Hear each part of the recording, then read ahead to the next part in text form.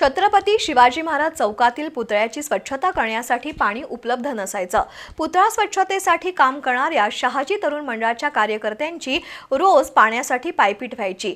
ही बाब लक्षात घेऊन नगरसेविका निलिमा पाटील यांनी शिवाजी चौकातील महापालिका इमारतीवरील टाकीतून स्वखर्चाने पाईपलाईन टाकून पुतळ्याजवळच नळ बसवून दिला।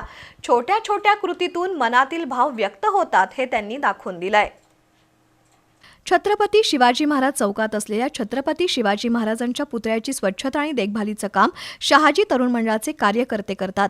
पण पुतळ्याजवळ पाणी कनेक्शन नसल्यामुळे रोज या कार्यकर्त्यांना लांबून बादलीतून पाणी आणावं लागायचं। अशावेळी नूतन नगरसेविका निलिमा शैलेश पाटील यांनी महापालिका पाणीपुरवठा विभागाकडे पाठपुरावा केला, पण तांत्रिक कारणामुळे या ठिकाणी पाणीपुरवठा होऊ शकणार नाही असं अधिकाऱ्यांनी सांगितलं। त्यानंतर नलिनी पाटील यांनी छत्रपती शिवाजी चौकातील महापालिकेच्या इमारती टाकीतून पाणी आणण्याचा निर्णय घेतला। त्यासाठी स्वखर्चातून स्वतंत्र पाईपलाईन टाकून पाणी कनेक्शन देण्यात आलंय।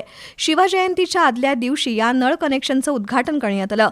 यावेळी नगरसेविका निलिमा पाटील, भाजप जिल्हा उपाध्यक्ष शैलेश पाटील, वंदना बंबलवार, रंजना शिर्के, रसिका देसाई, विशाला कल्याण शेट्टी, सचिन कुलकर्णी, भरत पाटील, ओंकार चव्हाण, आशिष लोखंडे यांच्यासह शहाजी तरुण मंडळाचे कार्यकर्ते उपस्थित होते।